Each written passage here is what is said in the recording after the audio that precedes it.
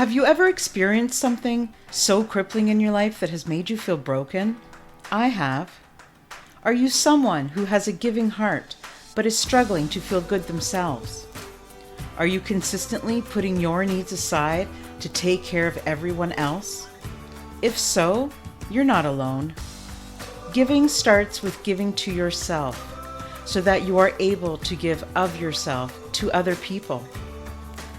Isn't it time you took back control and discovered what makes you tick?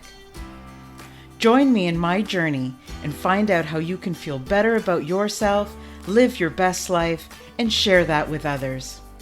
Thinking of yourself, it doesn't make you selfish, it makes you brave.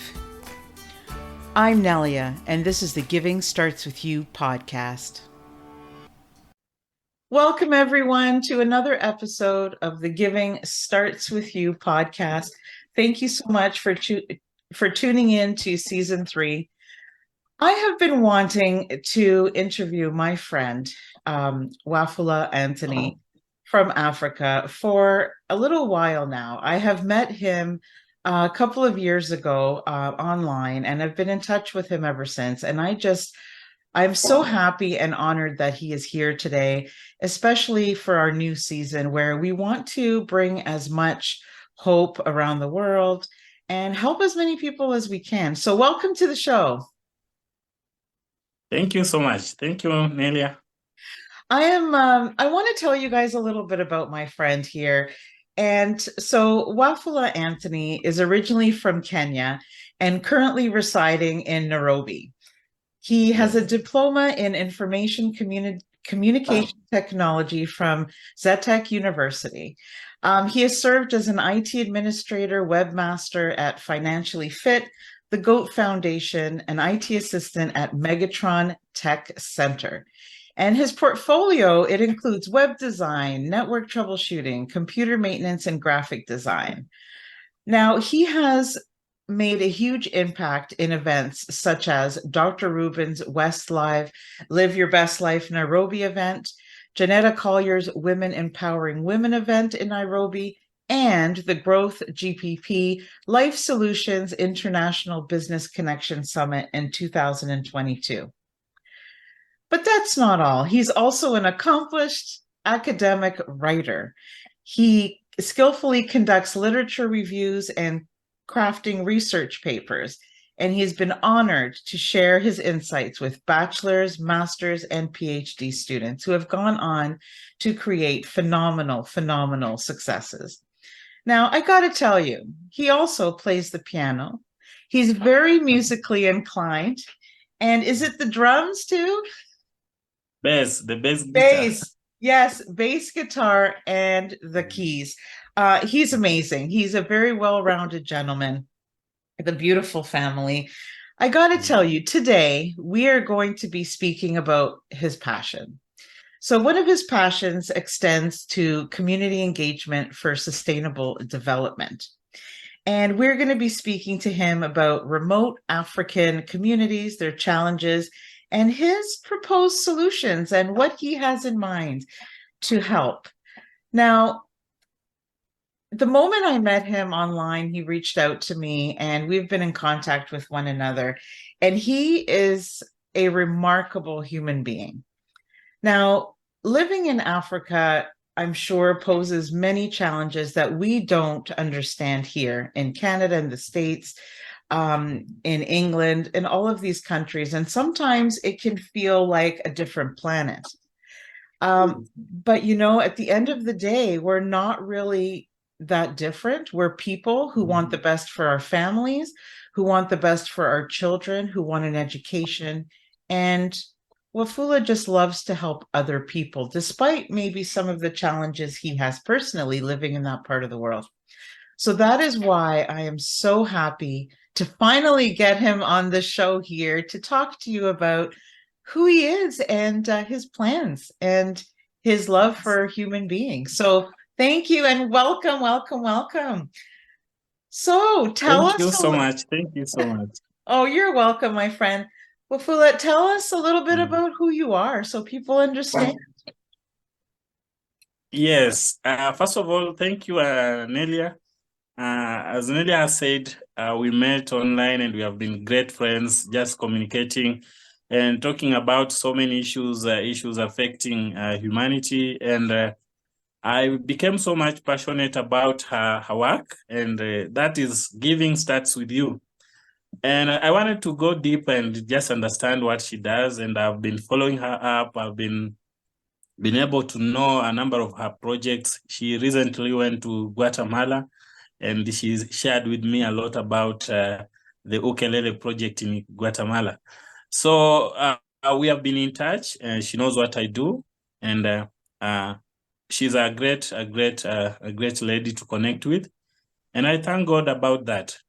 Therefore, she has said I'm Anthony Wafula, or you can say Wafula Antony. I'm based in Nairobi, Kenya, but I come from the remote part of Kenya. That's on the border of Uganda and Kenya. So that's the western part of the country. Professionally, I'm into IT, and as she has mentioned from my bio, I've worked on several projects in terms of IT as an administrator, on the technical issues in IT. I've also worked as a branding manager or graphic designer on various events, which he has already mentioned. I've also worked on research writing. That's also my area of expertise, and also literature review. Therefore, in summary, professionally, I'm into IT, but my passion extends beyond my profession. And in this part, we can talk of that's charity work and connecting with the community. There's a difference between charity work and the passion to help people, because you can do charity as a source of income, which is very different when you are connecting with the community and you have the passion, you have the feel of the problems that people are going through. Therefore, I'm passionate and very, very passionate about charity work in the community. Yes, Nelia. I love that. And I know I could tell your heart from the first conversation we had.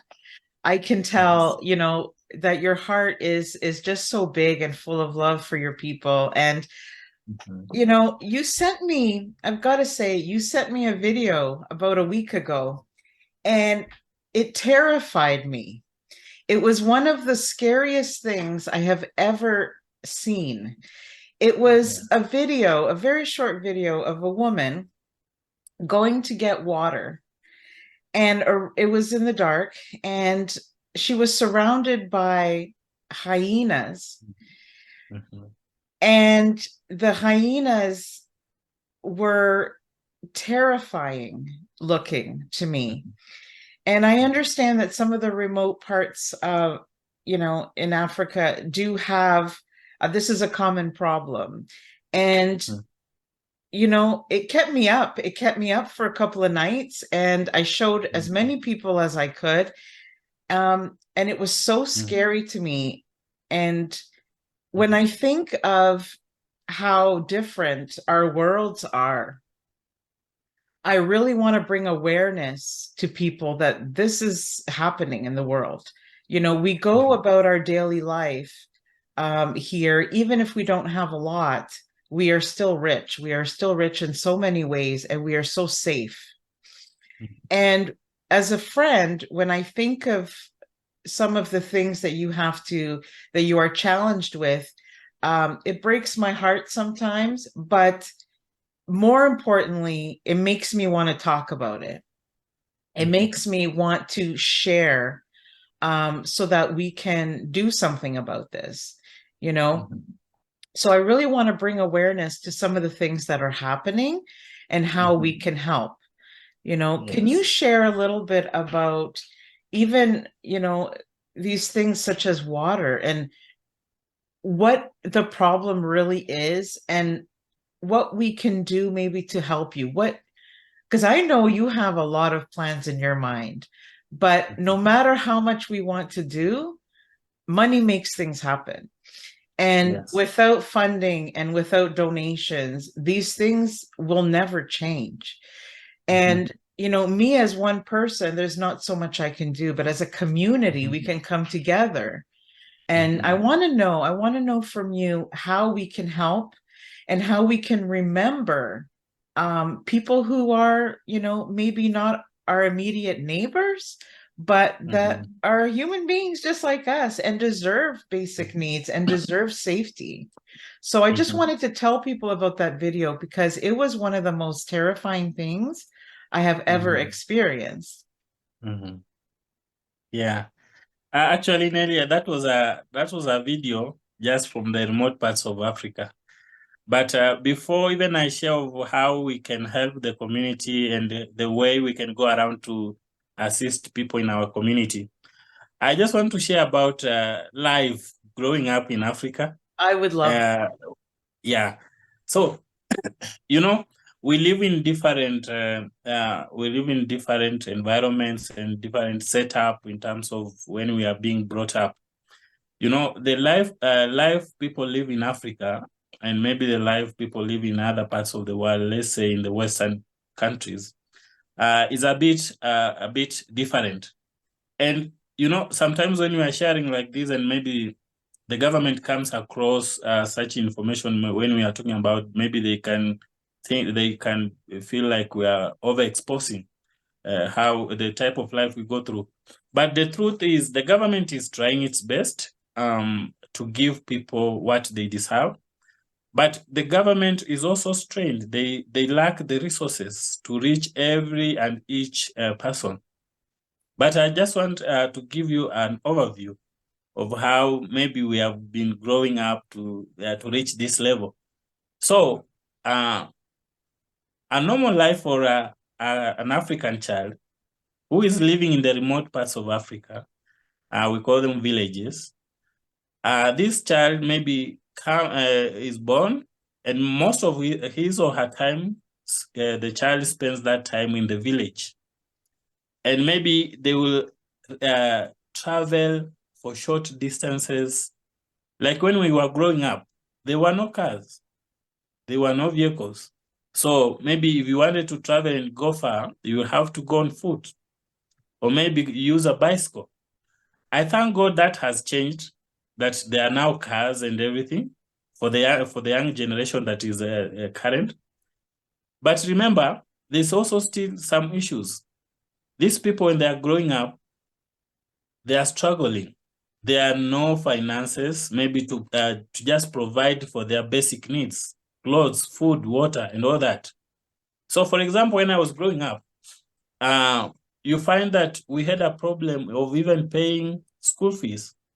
And you will find someone going to school maybe once in a week. You see, there was a problem, the issue with just getting the basic needs. We used to have one cloth, one short, and one t-shirt. And these are the clothes you will be using for the rest of your life until you get another piece of cloth. So how do they sleep? Some of them don't have beddings. They sleep on the floor. And that's the reality, okay? Because these people, the people, the parents have no money. The parents have no resources. So sometimes these children, we will go a day or two without food because there's no food, there's no money. And you will find that mostly if you have to get some food, then you have to go and work for somebody who is maybe perceived as a well-off in the community. So you have to go and do some manual job there. You are not paid money because those days getting money was an issue. So you are given food, you go back with it. And maybe you will find that our place maybe was a bit okay. Let's talk of the people living in the desert. They have no water, they have no food, they have no medical facilities within their area. You will find people going for like 50 miles just to get 20 liters jerrycan of water. You will find someone has to travel 20 miles to get a hospital. or a dispensary where he can be, or a health center where he can get medical attention. So the government has been trying, and I appreciate that, because they are trying to get these facilities deep inside into the villages.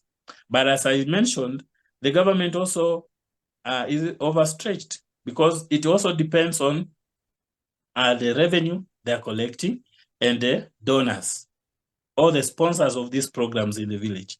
Now, there's something I like about your initiative that talks about giving starts with you.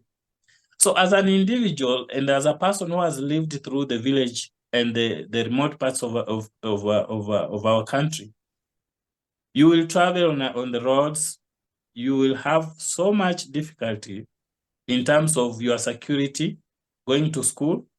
You will meet wild animals on the roads. You will also have so much difficulty in terms of getting your basic needs, even getting the storybooks or textbooks.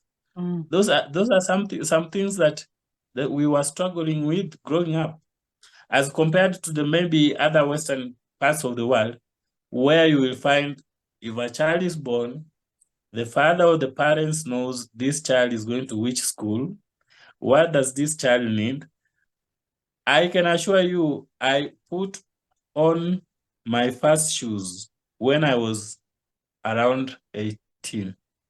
18? That was the first, yes, that was the first time I came across, and I was around 17. I was going to high school. So you can imagine, growing up, you walk barefoot and your soul hardens. So that's the kind of life people are living. Okay. And as I mentioned, people have come in to try and help, which is happening. But you should know that we all need to play our part as individuals in the community. We should also, we have to sit down and think, if I can do this to my community, if I can do this to my people, and this thing can change their lives, it brings some kind of fulfillment in you. You see? Now, leave alone the lives in the village. That is the most difficult life ever, and I can repeat that. An African who has grown up in the remote part of the village, that guy can survive anywhere on this earth. Because that is the most difficult life I can tell you about. Now, leave alone that. Let's come to the urban centers. Urban, and let me talk about the city, because I've been in the city for at least a while, and I know how life is. In the city, we have issues of housing. We have people living in the slums, and I can assure you that that life is not easy. And as you know, Africa, I think in Africa, we have the largest slum in South Africa. Second largest slum is in Kenya.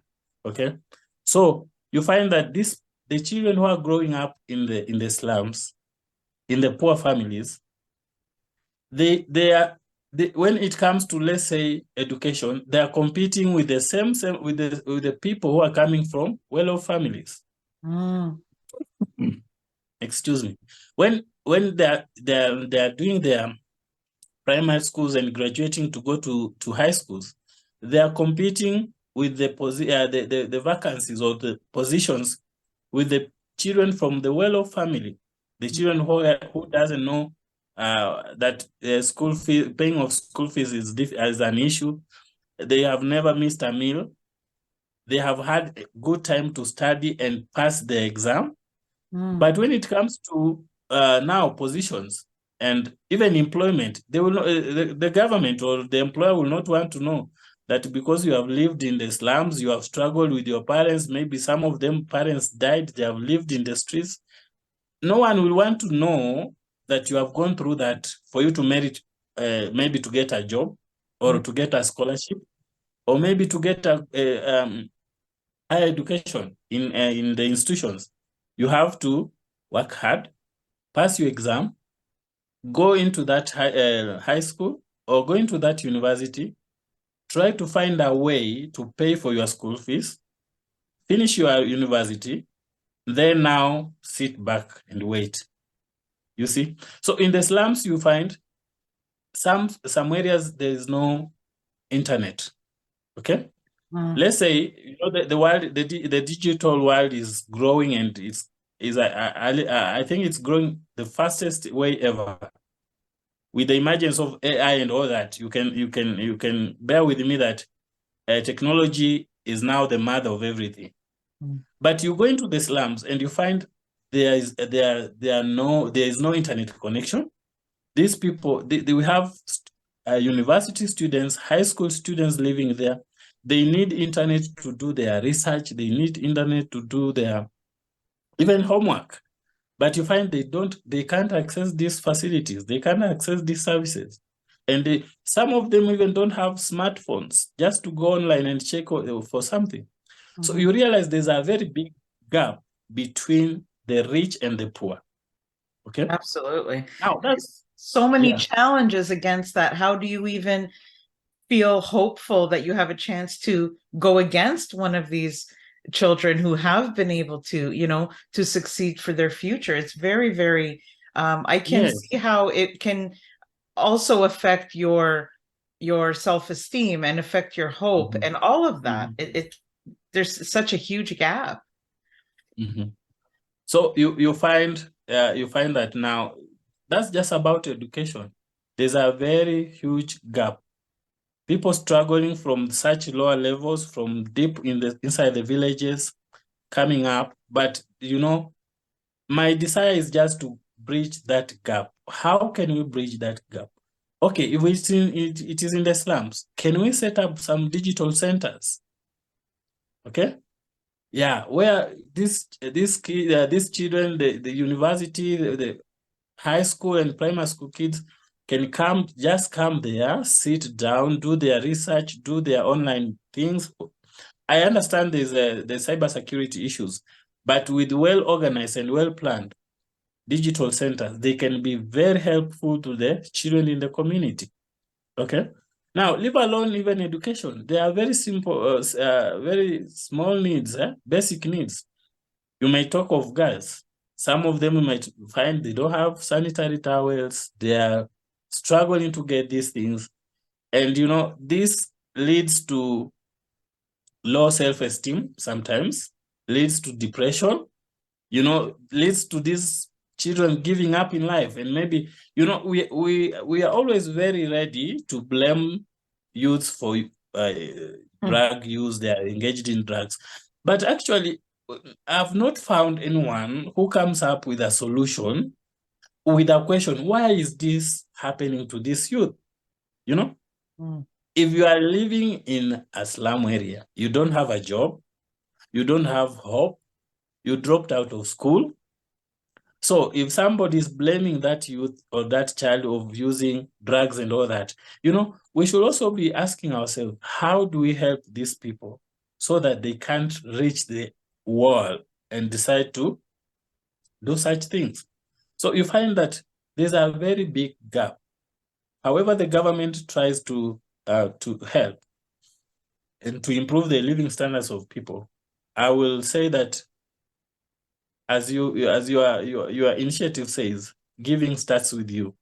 So I might not have the money to give, but if I have a plan, if I have a solution, I feel this can be used to solve a few issues here and there, then thank you for creating this platform where I am able to share such idea. You know, I've never shared it anywhere else. So now let's look at another issue, water.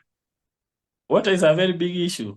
Water is a very big issue, given that most of the southern sub-Sahara, as we call it, that's the southern part of Africa, right from the Sahara Desert down here, most of the region receives rain. But you might find that the question is, do we have clean water? Okay, there might be rivers and all that, but do we have clean water? Okay, so you might find in the slums that these people buy water daily. They buy water. There's no free water in the slum. They buy water. They have to buy. So if you don't have money to buy food, will you afford to buy even water? Okay. So such are the things that when I look at it, I find that these are some of the causes that are causing depression, suicide, used to be engaged in drugs and prostitution. It's because of the situation, because of the kind of lifestyle they are going through.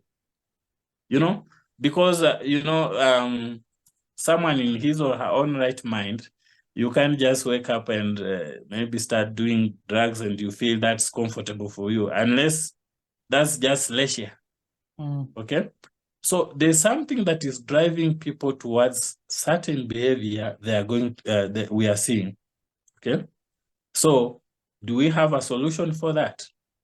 If we find a solution for that, I think we shall not run into blaming them, but finding a solution to the cause of what it is, what is happening.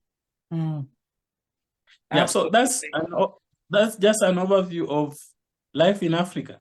Okay. Yeah. And I think the best way is I normally say is the best way is seeing. If somebody can just work and talk to people, feel let them share their lives with them. It talks very much more than just me sharing on the podcast. And I hope that one of these days we can just have to share a video of the lives of people both in the village and the urban informal settlements. And you will get to understand the real point and the real need of the people. And maybe we now try to find a way to align the solutions to these needs. Yes, Nadia. Absolutely. There's a couple things, like there's so much that you talked about there. When you talk about youth, when we go back and we talk about youth, the future of the world and the future of your community in particular lies on youth, because they're the next generation. So even when we talk, and even when you spoke about having these digital centers, when you think about it, to set one up, it is challenging, but it's not the most challenging. It's doable. It's very easily doable. We just need to gather the right people and make that happen.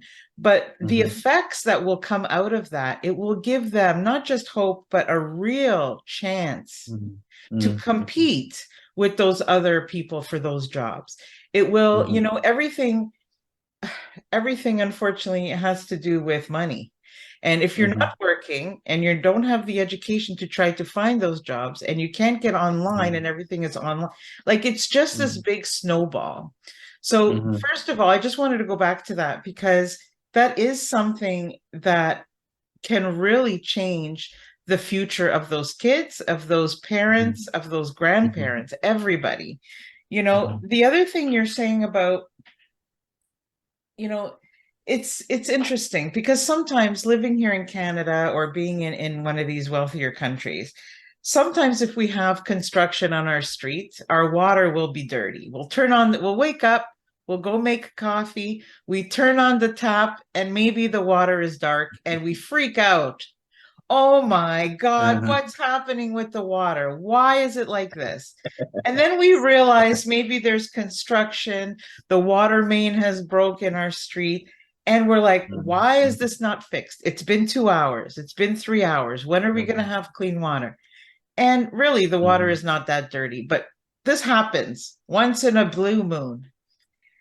And we know, and we make such a big deal knowing that this is a temporary problem, knowing that in an hour or 3 hours, or we can drive down the street and get water, or go to, our local coffee shop and just pick up water and pick up a coffee. And the problem is not, we know there's an end, but we still are freaking out. Now, living here, yes, we know that there's a problem in Africa. We know that there's a problem with clean water in many parts of the world. We know this. And it affects us for about 5 minutes, and then we don't think about it anymore. Mhm. And I want people to remember when you get up in the morning and you go to turn on a tap and Mhm. you have clean water, or even if you have construction on your street and the water is not clean for 5 minutes, Mhm. remember that moment of panic, because there are people in the world who have this day in, day out, and there is no end to it in sight. There is Mhm. no, this has become an accepted way to live. And Mhm. it shouldn't be. And we all Yeah. need to stand up and fight for the people to have this fixed. We all need to stand by one another. And it's so easy, you know, I don't want people to feel guilty that they live in a wealthy country when they're listening to this podcast, but I want people to Mhm. feel, to not forget. That Mhm. doesn't mean that everybody lives the same way. I want people to not turn that, not feel bad for 5 minutes and turn that off Mhm. in their mind. I want people to become angry. I want people Mhm. to talk about and share with people who can make a difference. On this Mhm. show, Mhm. like, it's important to me to bring awareness to this, but Mhm. hoping that the right people are listening, that people Yes. who work in these companies, who have the money behind them, can actually Mhm. help and make this change. And, you know, Mhm. I don't want to dwell that this is a um oppressive thing, because it's not, because Mhm. the people, Yeah. your people are very hardworking. They are Mhm. very loving. They help one another more Mhm. than a lot of places in the world. So I want this Mhm. to not be a negative thing. I want us to look at it as, we know, what are we going to do about it? So Mhm. I'm Mhm. happy that you're here and you're talking. I just wanted to mention that because I don't think, we hear about these stories here, but I don't think we really understand. And it is not Mhm. possible for us to understand unless we come for a visit.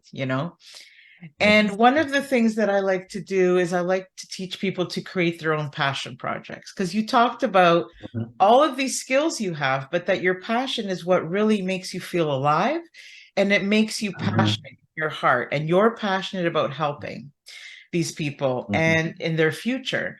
So if anybody is listening and they want to connect with you and they want to help, I want them to reach out to you. I want them to reach out to me, and we can help them. We can make these things happen. So it's so Mhm. important that you're telling us about this. So when Mhm. it comes to water and not having, the fact that you have no free water, the fact that you have no clean water, then people are Mhm. getting sick. And then there's pressure on the medical community. And then people can't, Mhm. it just goes on and on. So when Mhm. it seems to be, Wafula, when it seems to be such a big problem, what is the first Mhm. step that we can do? What is something that actually feels like we can help with? Okay. Thank you so much, Nelia. That's good. Uh, there are a number of needs, and we should also be realistic. You can't do everything. Yeah, That's that's very realistic. the sad But reality. Yeah. yeah, but there are some areas that which if you touch, you are creating a long-lasting impact in people's life, and maybe just creating a whole new generation ahead. Okay, a generation with a different perspective of life, and a generation that can be able to take care of themselves. So, I want to look at these things in a group of three. One is, let's say if we are, you have talked about something. You have talked about your water run. You have a running water from your tap. You can just go in the kitchen and yes, get water. We take it But for granted. We don't even think yeah, about yeah, yeah, yeah. So you find that like where I live, actually, we have to buy water, and we have some areas where water comes once in a week. it. You Mm. get that?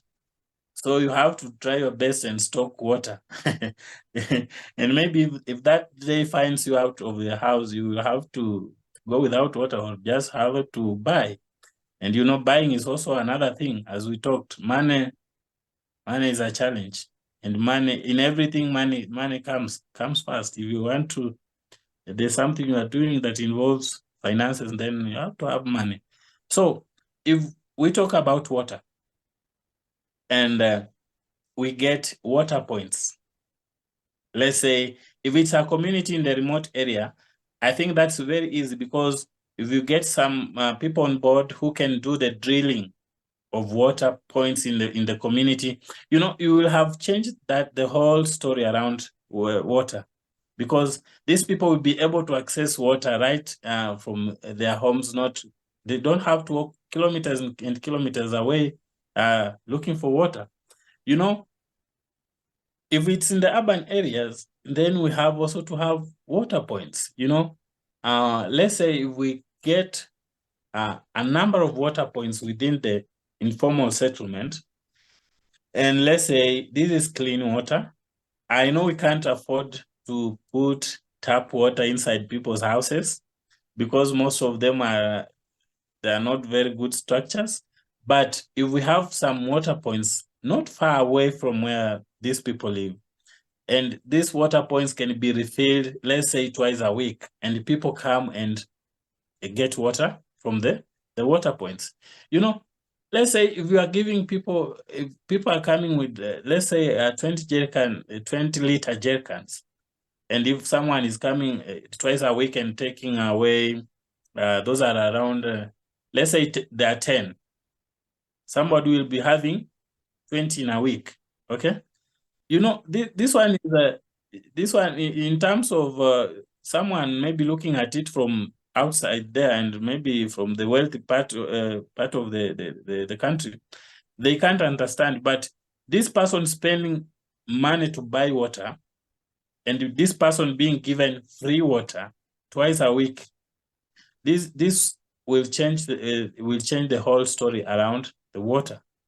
Because actually, slums, you can't drill water points, so you will have to erect clean water tanks, and which can be refilled weekly or twice a week. And I feel this would be a solution, because this is clean water that is you are comfortable, you can take it with no worries and with all that, you see, because some of the waters the water we take here, we don't know their source. Okay, so you just find someone walking around and hawking water, and you take it to the house. No boiling, no what treating. We just people take it that way, and you find at the end of the day, it might cause some illnesses, diseases, cholera, and all that.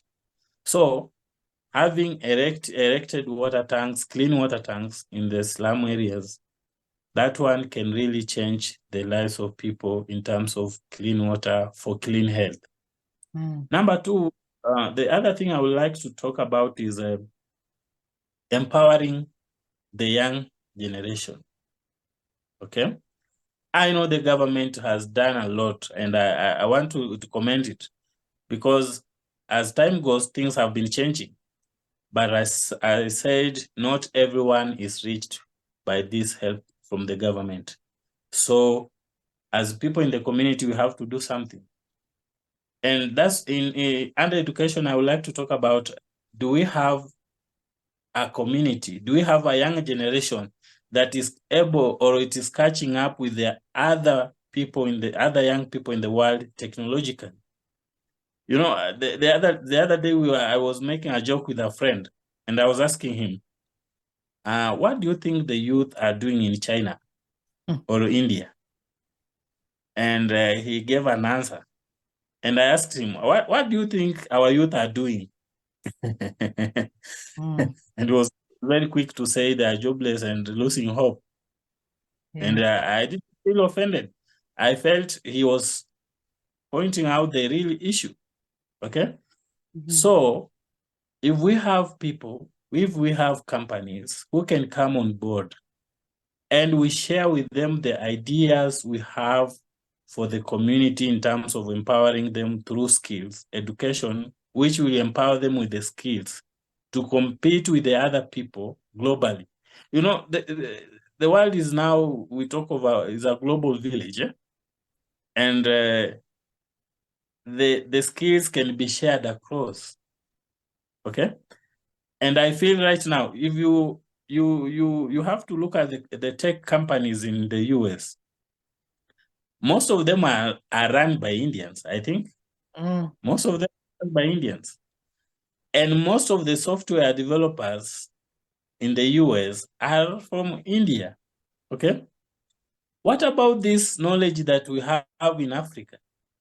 What about this knowledge that we have in East Africa? I know we have a number of companies or organizations that have come on board to harness such, but they are not enough. We have so many young people who are coming out of university and they have nothing to do. There are no jobs, okay? Because there's no mentorship. There's no a plan for them. We have so many software developers in Africa. We have so many of them, but they are not putting their skills into use. So if we have people who can come on board, help these young people get education and the necessary skills to equip them with something they can lean on for their future. And maybe in turn create some opportunities for them, okay? Why can't we have a software development hub in Africa or in Kenya? That these people, talented minds in tech and all these, they can be coming there just to exercise. And as they do that, we are able to get the best out of that, okay? And this one will create employment. Just still under education and empowering, do we have companies, do we have individuals who can sponsor these children, these people for higher education? Okay, so this is not something we intend to do and for a short term. I know it's something that will take long, but if we have people who can come on board and sponsor children to high schools, sponsor these children to higher education, this will help them to open up their mind and even open up how they view life. Okay, and this will give them hope. Okay, let's talk also about maybe the other point I was looking at is you know, if you want to create a generation that is has hope, you have to equip them. Okay, and you know, I missed a lot during my years. Most of my age mates are way far ahead in terms of maybe education and all the other things.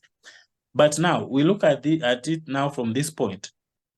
How can we help those people who are coming after us, who are coming after us, to have a better life than what we had?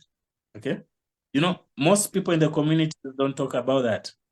They want to have everything for themselves, live good life, have their family do well, and that's all. But in my passion, I am looking at how can we avoid what I went through, okay?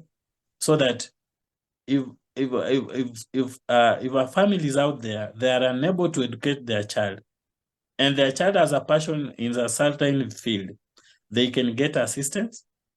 Their child can go to high school, their child can go to university, and so on and so forth. So that's about education. We also have to bridge the gap of technology through this education. Like, for example, when COVID came, the pandemic, most schools were closed. Yeah. Universities and colleges were closed.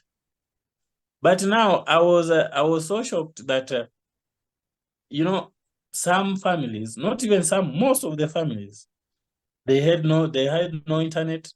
We have to equip people with the right skill, okay? And these skills can help them compete with others globally.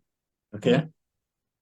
Another thing an example I was giving is, this gap, the technological gap, and when the pandemic came, most of the people are in their homes. Some of them were told to go and work from their houses. Okay. The children from the well-off families, they had no issues because they have internet all through. They are connected. They can browse. They can talk to their friends via internet.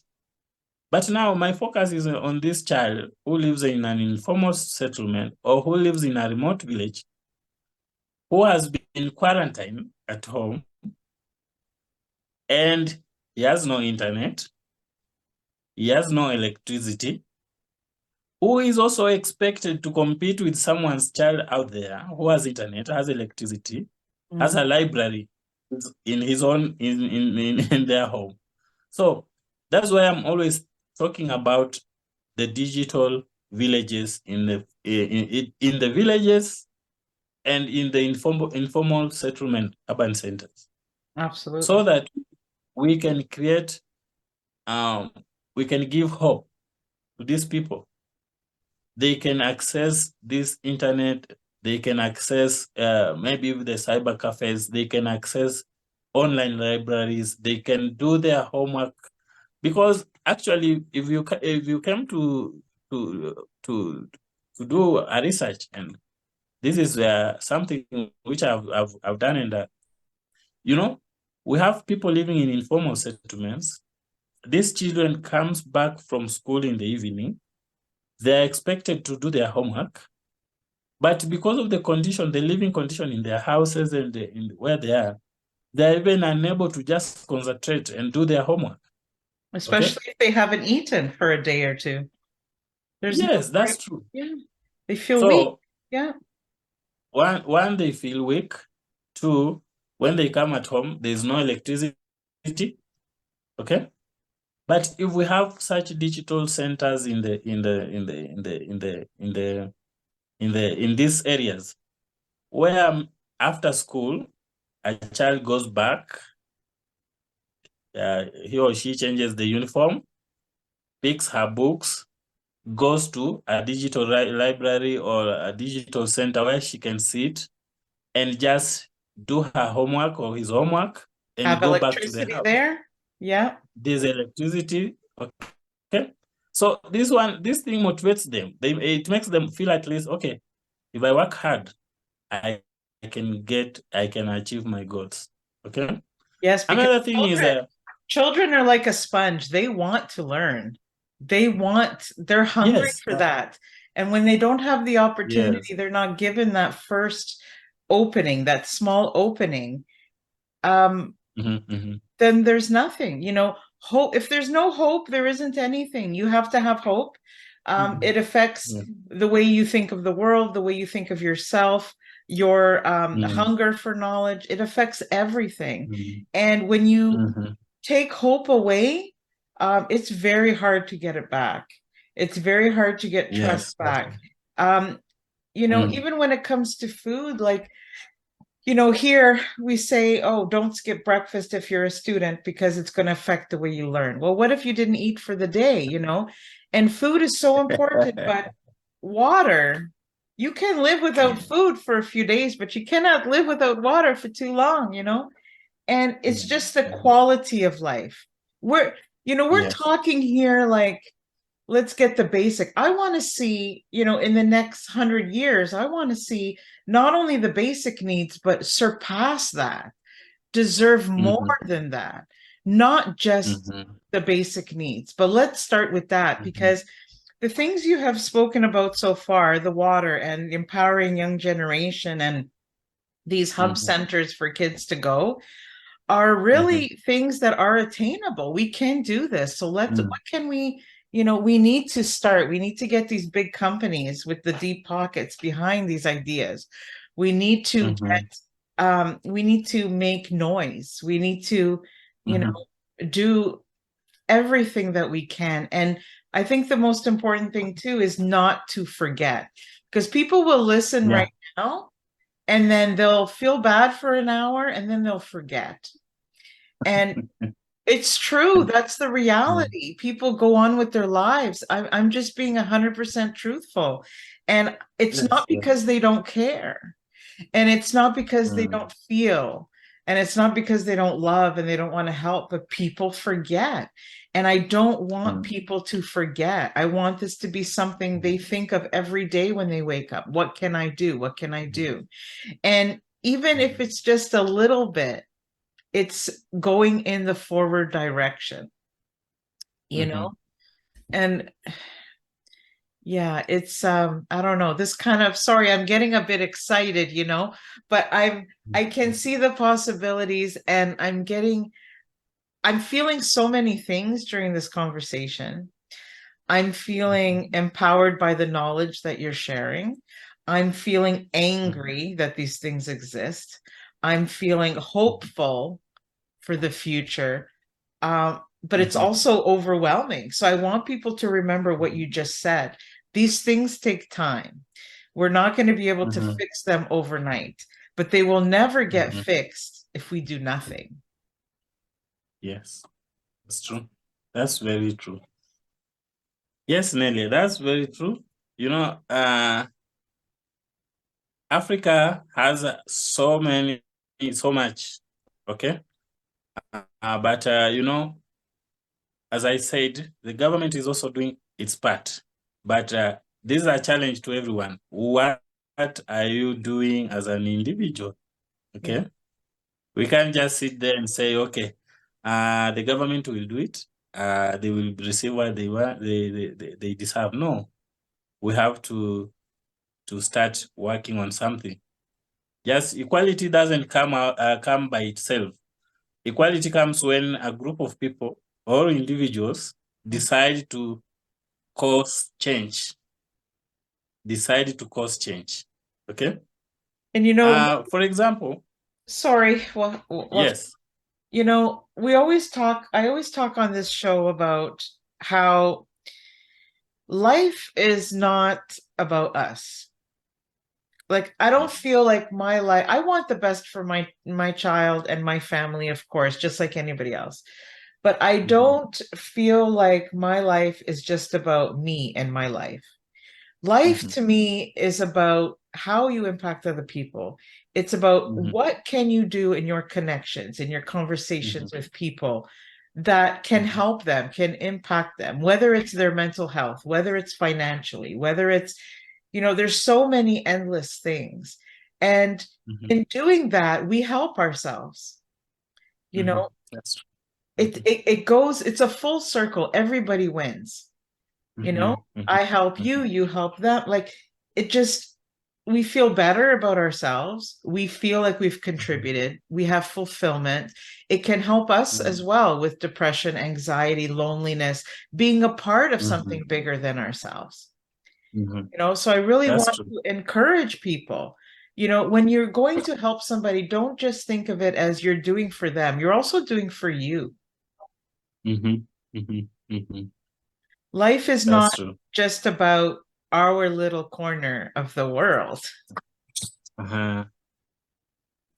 I'm Yeah. sorry to interrupt you. I have a lot to say. I just, No, that's okay. That's okay. I don't, That's yeah. okay. Yes. So basically that's how life is in Africa and most parts of Africa. What I will still repeat is things are changing, and they will keep changing as more people come on board to solve the issues, the problems. Change does not come by itself. Hmm. It has to be caused to happen. So another area I will touch, I'm just going through a number of these things because actually we don't know who is listening and who will be listening to this. Because maybe I might go through something here or mention something, and maybe someone out there hears about it and gets it and says, I will run with this. So you might find also there are challenges, not just the youth. My way of understanding of a community is all people in that community. Hmm. Is he a 1 year old, a 3 month old, or 100 years old? That's part of that community.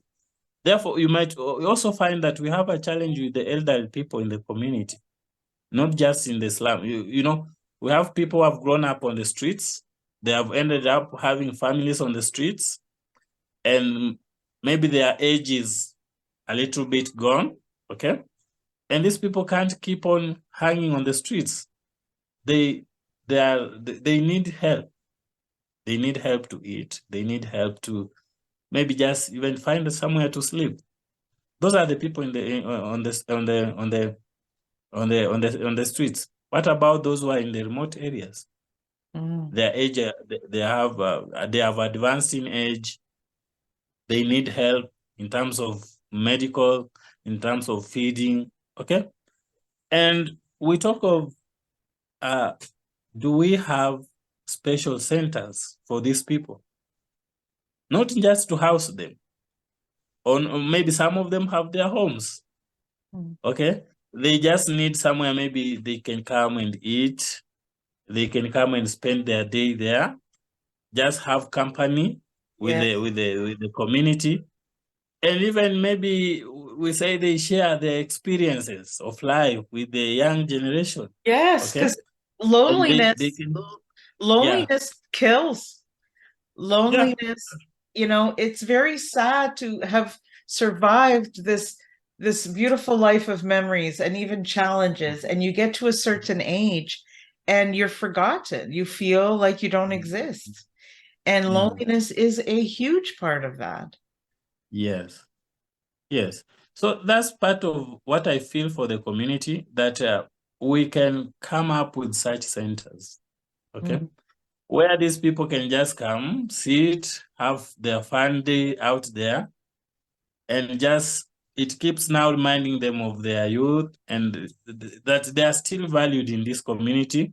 They are still needed, okay, and I feel that it is very good for creating such areas, such places for the old people, because actually it encourages this young generation that, okay, we have our people, our parents, our grandparents who are well taken care of, and it feels there's that bond that will create, and it is a lasting bond in the community, rather than having these people feel lonely. They are unable to cater for themselves. They don't have someone to take care of them.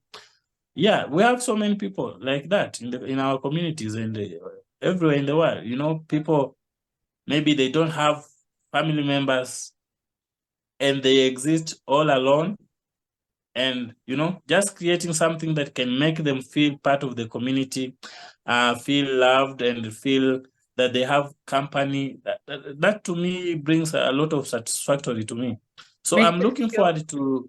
yeah, they feel worth something. They Yeah, don't feel yes, worthless. That's so big to give somebody that feeling and to yes. make them continue to want to live and thrive. That is so Mhm. beautiful. It's so Yeah, necessary. yes. So just as I said, we are going through a number of things because we don't know who is listening and who will be listening to this and who will be maybe activated by this to do one or two things that we are talking about. So actually, you might, it's not only in Africa or in Kenya, but if you look around the world, you will realize that so many people are in need. And it's up to us to stand up and mobilize resources and ensure that we are reaching out to these people and trying to solve.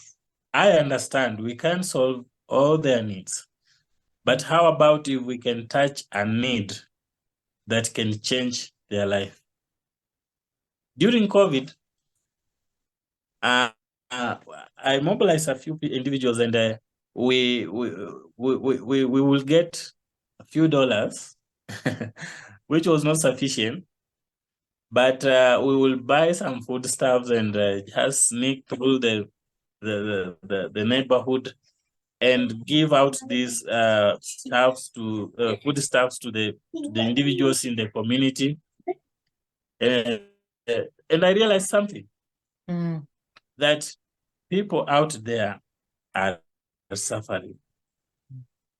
Because it's only when you reach out to these people in their private homes, in the private sitting rooms, is when they will share with you what they have gone through and what they are going through. So during this COVID pandemic, I really learned a lot, and it was a huge it was something that I've never come across. I know I have lived hard life, and sometimes you feel like you are the only one who has seen it all. But now when you reach out and you feel like, no, we need to do something. We need to do something. Because you might find other people, they are there, but they can tell you, we don't have school fees for our kids. We are unable. Okay. Yeah. And sometimes the government sponsors the top students. Okay.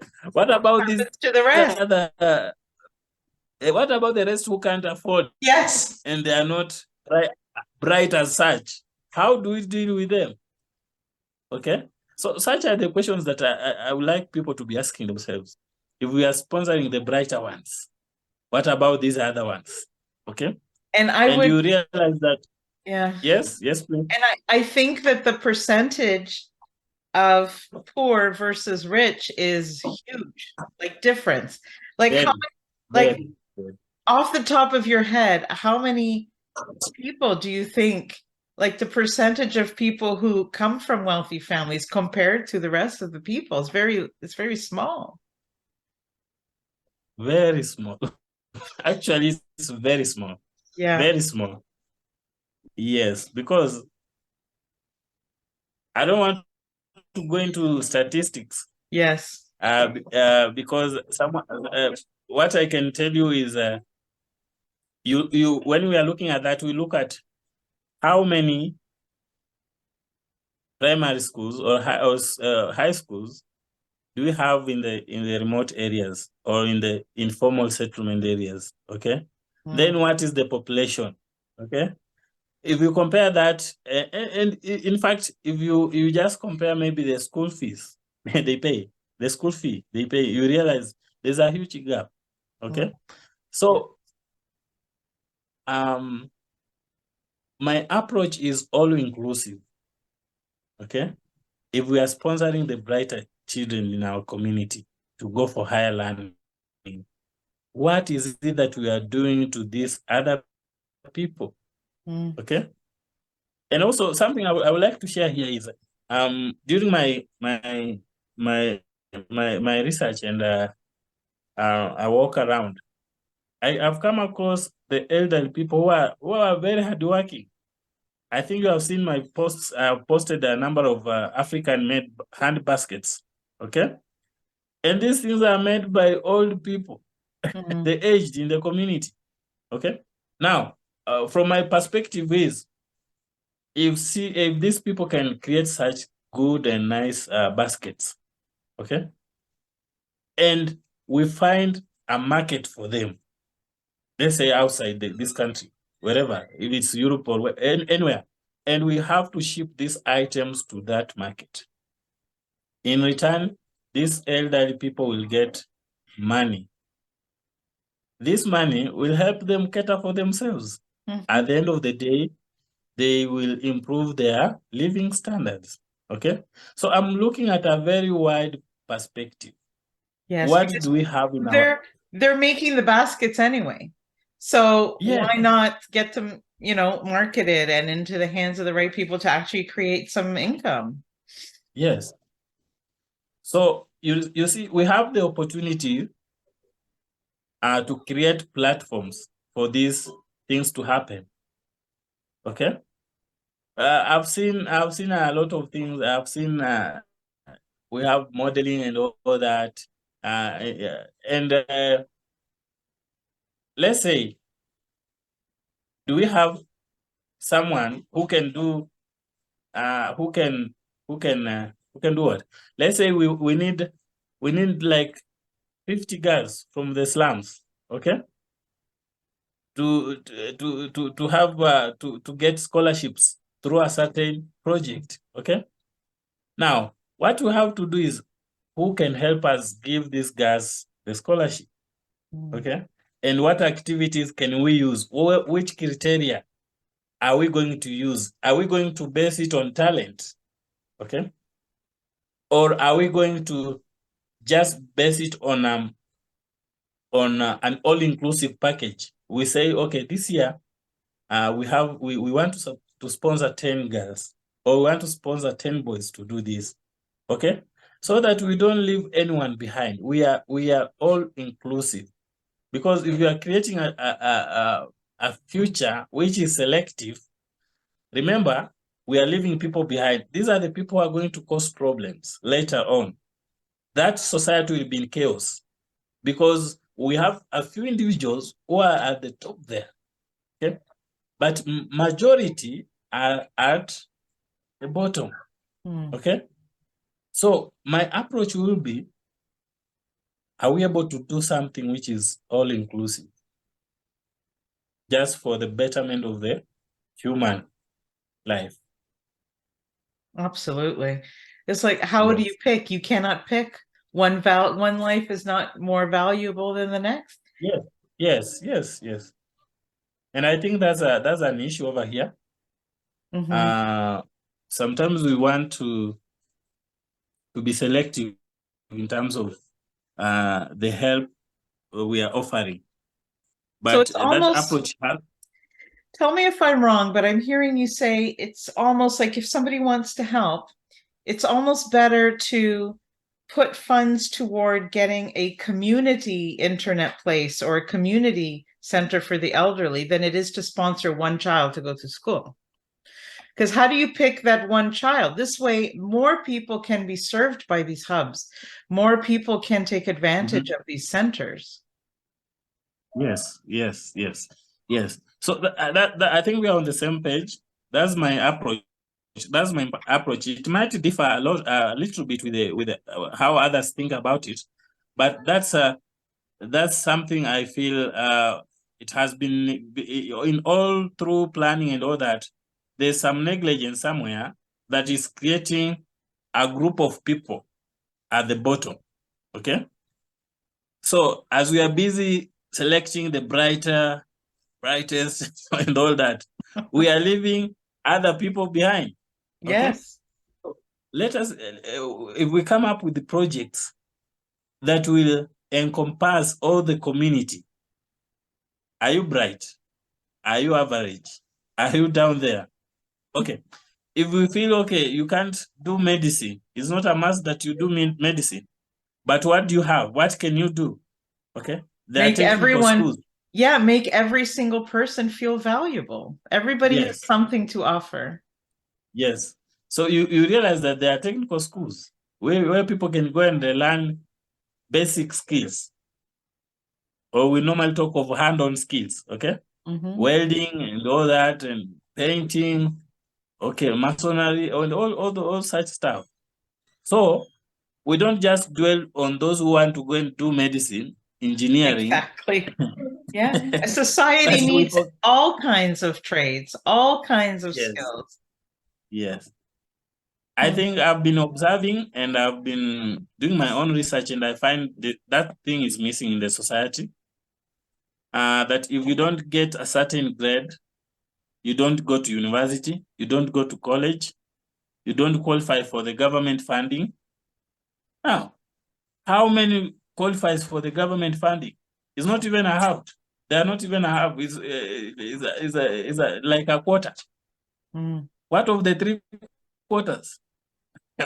Okay. Absolutely. So I think those who are listening to this should look into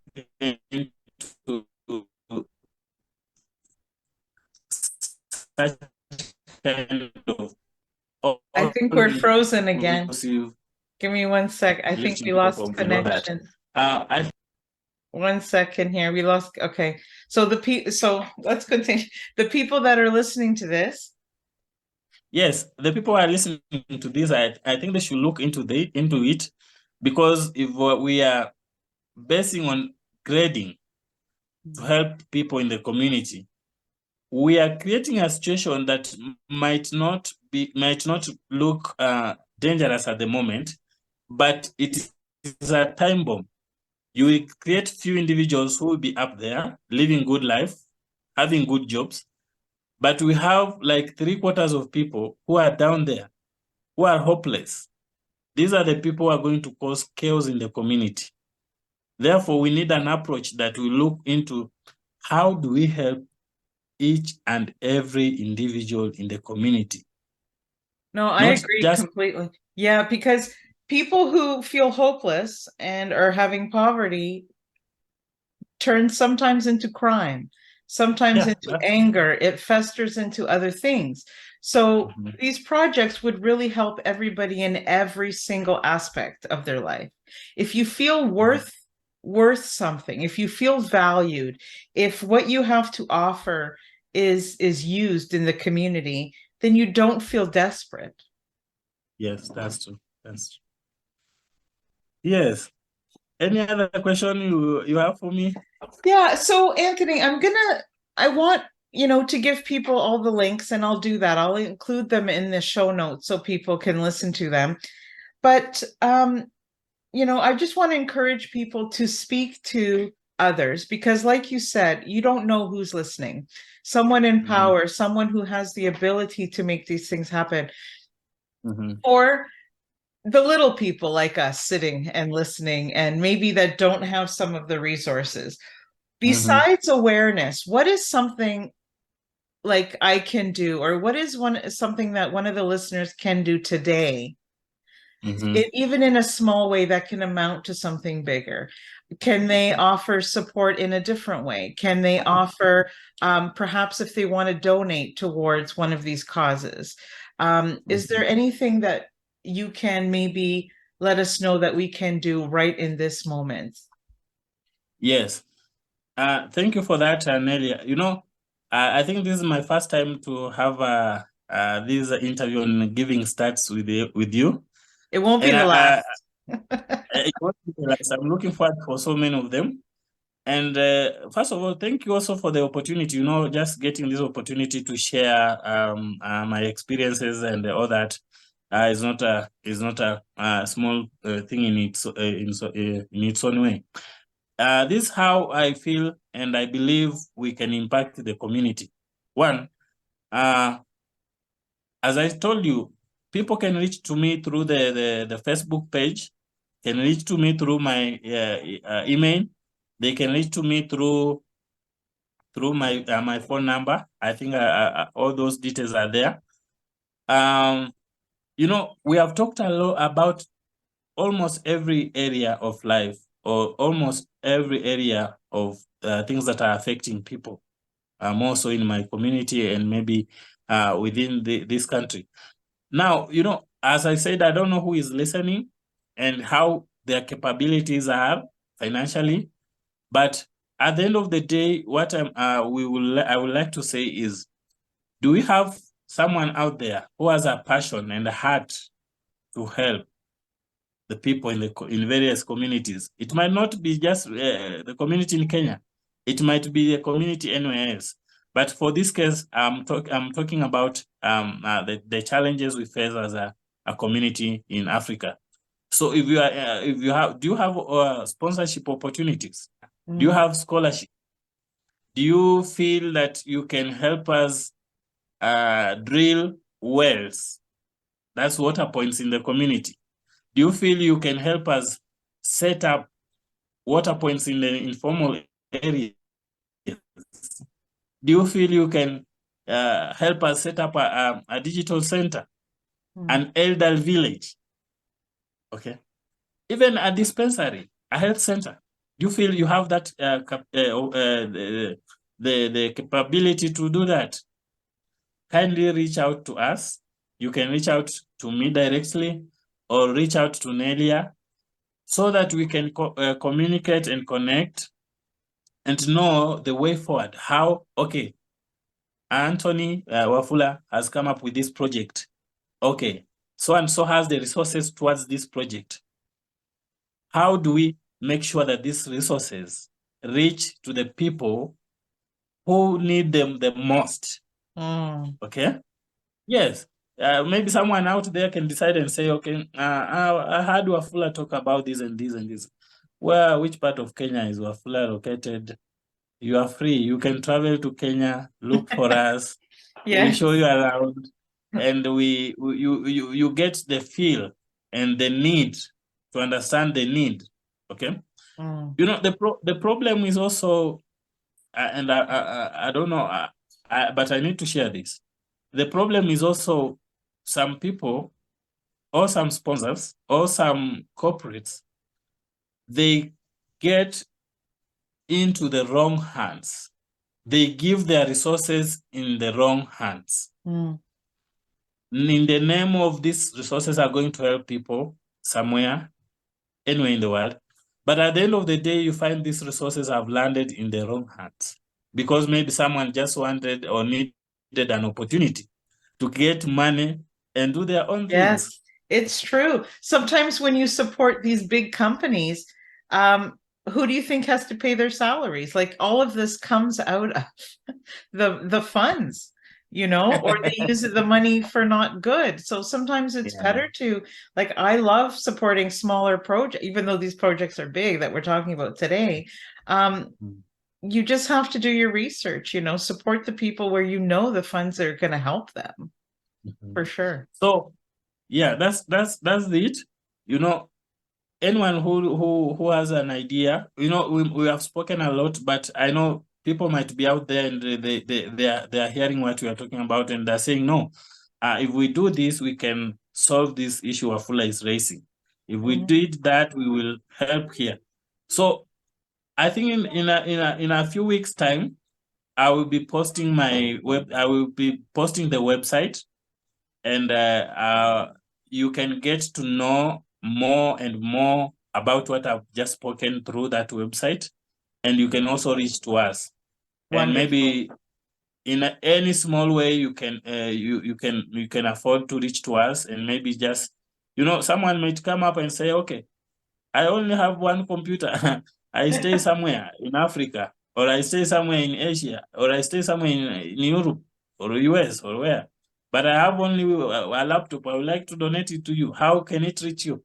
You know, giving doesn't have to mean that you have to get to have a lot to give. Okay, because I understand. Let's say you have a laptop that you are not using in your house. If that laptop came here, it will be very useful to someone else, and they will be very grateful for that. So we are asking that you do it in your own small way or your own big way you can. As I've mentioned, I will be posting my the website, the organization's we'll have website. it all there. Yep. Yes. So that you can reach us anytime you feel like you would like to talk and discuss with us. Absolutely. One of the ways that people can help too is to keep the conversation going. Talk about it, share about it, talk about it with the right people, because you just never know who's in the room. You just never know who's going to have, you know, sometimes there are business people out there looking for the right thing or that they resonate with to help. So talk about it. Talk about it with your children. You know, our children are the ones that grow up to make change in the world. Like, explain to them the situations globally that are happening, you know. I know we didn't talk about this, Anthony, because I know that you're all about helping other people, but I also want to let people know that you have worked for me and you have done incredible work on the computer. So Wafula is also available to help you with computer work. If you know, he's amazing. He's done flyers for me, bookmarks, he's done different files. So he's great at what he does. So if anybody wants to support him as well with his dreams, just reach out. He's open to having some work as well. So I just wanted to put that in there. But thank you so much for sharing and for informing us and educating us. because I really think our conversation will not only outline the challenges, but you had a really good way of showing us the differences between where you are and where we are. And at the end of the day, we are more the same than different. Our environments are different. Our needs are the same. Our wants are the same. We all just want to live a better life. We want to have our basic needs. We want our children to grow up with all the opportunities, no matter where we live. We want them to have access to the modern world, which is internet, which opens up so many doors to jobs, education, so many things. So, everybody who's listening, you can tell why I loved speaking with Antony, and why we keep in touch. So if there's anything that you can do in addition to keeping the conversation going, please take time. Don't forget, and these are struggles that people face every single day. And if you listen to this show, I know that you've got a big heart, and I know that you care about people. So, do what you can. So thank you so much. I hope to have you on again. Maybe we can have some updates as to what's happening. Thank you, Nelia. Thank you for having me on your podcast, and thank you for having me on your Giving Starts With You. I believe in that initiative, and you really challenged me, and that's why I've decided that I must do something to help my community, and just to connect with people who are willing to give and just donate towards projects in the community. Thank you so much. Thank you. Let's help each other. Let's help everybody rise up a little bit and put some positivity. Thank you. I know I'm going to talk to you soon. Okay, thank you. Welcome. Thank you. Welcome. And thank you for everything that you do every day. Thank you so much. Thank you for tuning in to this week's episode. If you enjoyed what you heard, please subscribe or leave a review. See you next week on the Giving Starts With You podcast.